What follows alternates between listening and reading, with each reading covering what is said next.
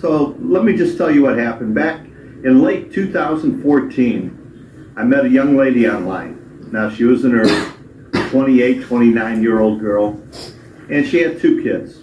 And she was a domestic worker in Cebu City. And we started chatting back and forth, video chatting. During her work day, she would turn the phone on, video chat me, you know, set the phone on the counter, and talk to me while she was working. Okay. Everything was going good. I was enjoying the company. There was no asking anything from me. We talked for about a month. Then it started to become Christmas time.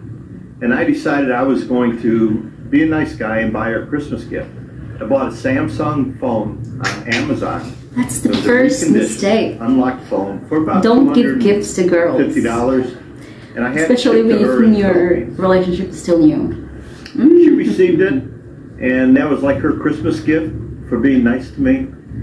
And then I started getting the story of she had 2 kids, and I knew that from the beginning. But she started to tell me that these kids, her parents weren't feeding the children. She had a mom and a stepfather, and that the children were sort of like the last thing that they fed. You know, they would use that's money hinting, though. I don't know. I started to send money once a week to her to send home. Because I hear something like that. It's and like I started hinting. Really like this girl. It's hinting you that and we were talking she needs every money? day, and I was sending a little bit of money here and there. Never a great deal of money. Maybe 4,000 pesos, you know, $60, $80. But I was doing this a couple times a month. That's a lot. At one point, I felt so sorry about her children. She showed me a picture of her youngest son, and he was so skinny. And I told her, go ahead and just quit your job, go back home and take care of your kids. I really had a soft spot for the youngest son of hers. So she quit her job, and she went back home, and I started supporting her while she was in the province. And this is somewhere near Toledo in Cebu. And she was living with her mom, her stepfather, and her... That's the thing, though, when you start giving someone, like a Filipina, something, they will get used to it, and they will expect it, and they will get entitled to it. So that's the beginning of scamming, or like she will use you for money. And the situation that she was describing to me wasn't that good. So I told her, where else can you go live? You know, so she told me she could go live with her cousin. And I said, go ahead. And, you know, I paid for the moving expense. And really, that's just a couple bus tickets, a couple trike rides for her to pack up her kids and go to her cousin's house. And the cousin accepted her there. And she was going to live there until I came to the Philippines. So this was around February of 2015, where she left her mother's house and moved in with her cousin. And her cousin had a husband, they had a couple kids, and I would help support. And I was sending money weekly to them. Now this is starting to become more expensive than I anticipated in the beginning. No, you don't but it do still that. wasn't a great deal of money. You don't do that. She will get used to it. Like, this is an advice. Don't send money. Just don't. Or maybe, yeah, you can after you meet each other and really build your relationship. But not at the very, like, fresh stage of the relationship. Because like I said, she will get entitled to your money. In the scope of things. I think the grand total in 1 week I would send is 6,000 pesos. So that's $100 a week, $120 a week for 4 weeks in a month. So it's just under 500 US a month. That's already a lot in the Philippines. The thing was, at her cousin's house, there was no internet connection and the data service was bad. And this is the big thing everybody hears about. It's hard to get a signal when you live in the province.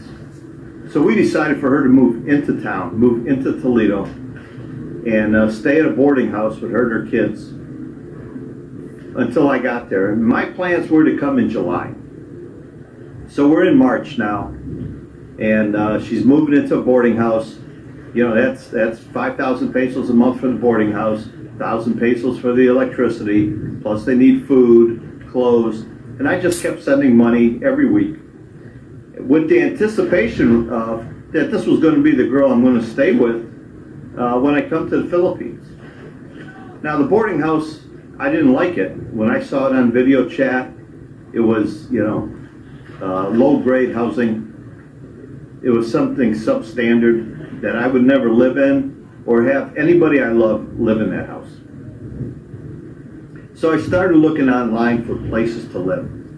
And I found a house in Talisay, Cebu, right outside of Cebu City. And it was $9,000 a month, fully furnished, aircon, TV, it had everything in it. And so I decided to rent that. And now it's May. May 1st is when I rented it in 2015. The owner lived in Belgium. So I contacted the owner in Belgium. We talked about it, and she let me have the place for 9,000 pesos a month.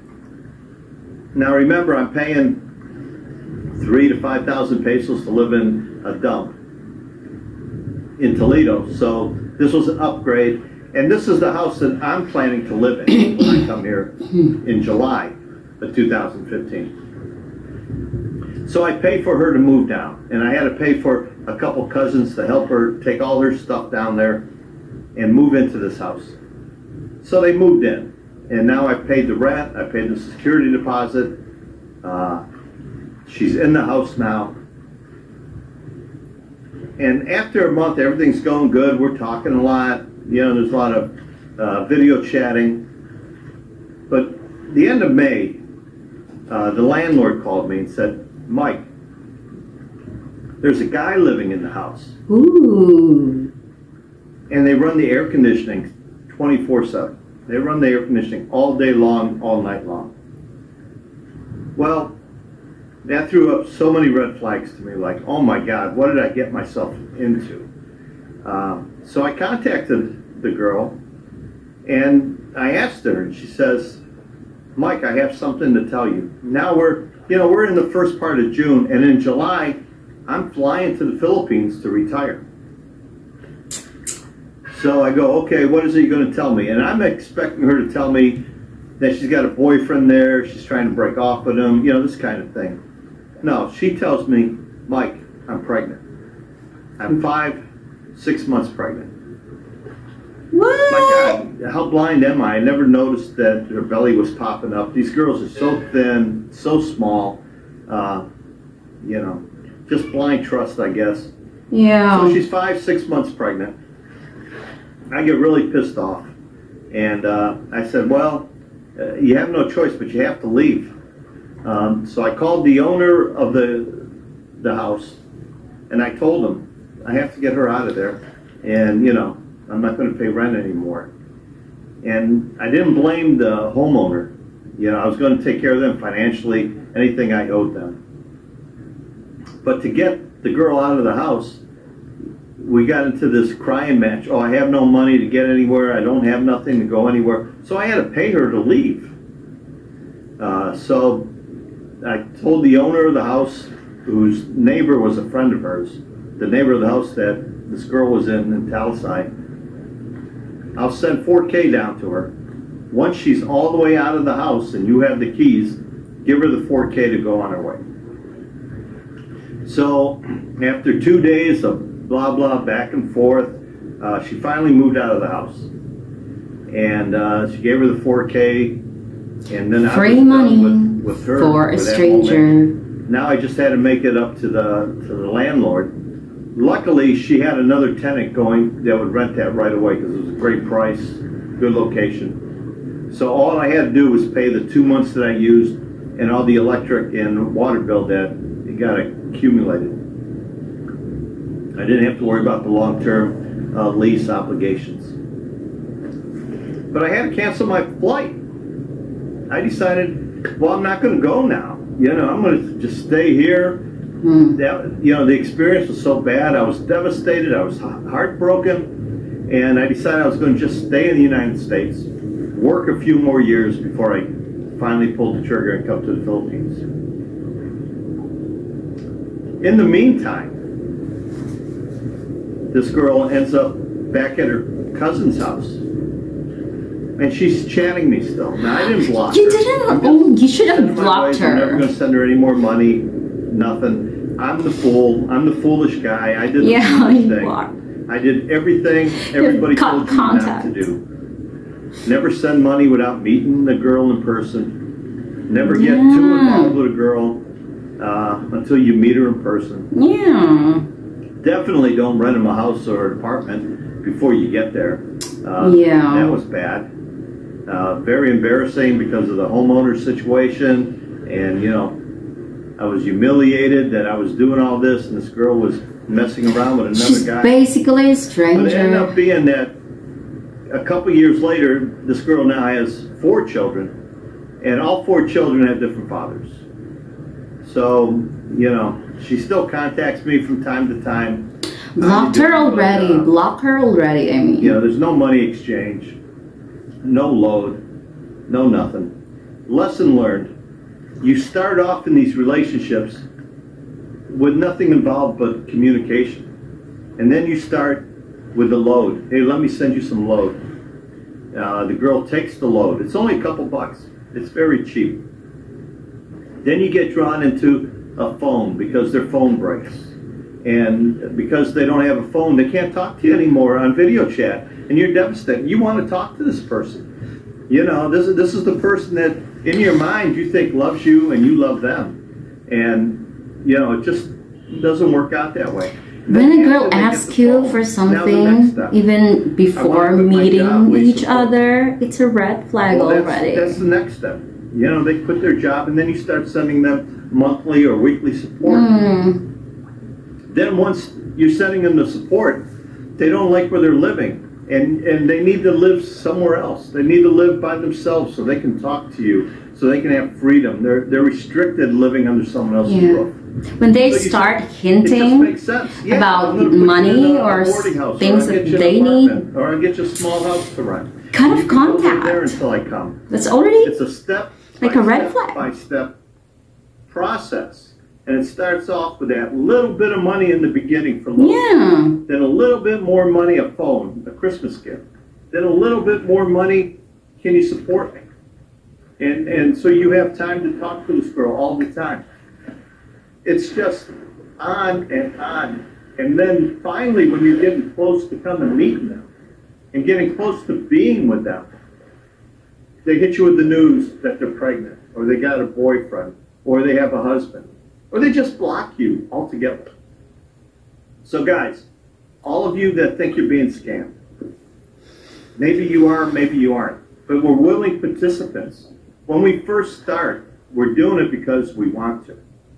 We're doing it because we're nice guys. Yes, load, big deal.